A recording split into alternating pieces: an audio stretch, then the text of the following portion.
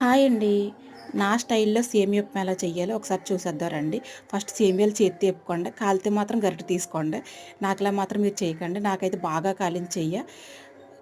First time మా channel చూస్తుంటే subscribe చేసుకోండి, లైక్ చేయండి, షేర్ చేయండి. ఈ ఛానల్ వచ్చి కాకినాడ నుంచి వస్తుంది. కాకినాడలో అందరూ కూడా ఈ ఛానల్ చూస్తే నా ఛానల్ సబ్స్క్రైబ్ చేసుకోండి. ఇంకో కళాయి పెట్టుకోండి. దాంట్లో కొంచెం నూనె ఎక్కువ పోసుకోకండి, తగినంత నూనె పోసుకోండి. అందులోనే పోపు దినుసులు, శనగపప్పు, ఏరుశనగ గుళ్ళు, ఆవాలు, ఉల్లిపాయ, పచ్చిమిర్చి, కరివేపాకు అన్నీ వేసుకోండి.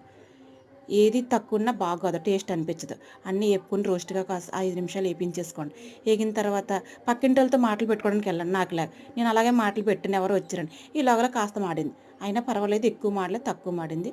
తొందరగా వాటర్ వేసుకొని కంగారులో స్టవ్ మీద కూడా నీళ్ళు వెళ్ళిపోయాయి. వేసేసుకున్న తర్వాత 2 లోటాలు వేసుకోండి, మీకు సరిపోయినంతగా. తగినంత సేమియా వేసుకోండి. అందులో కాస్త ఉప్పు, పసుపు కూడా వేసుకోండి. చాలా బాగుంటుంది టేస్ట్.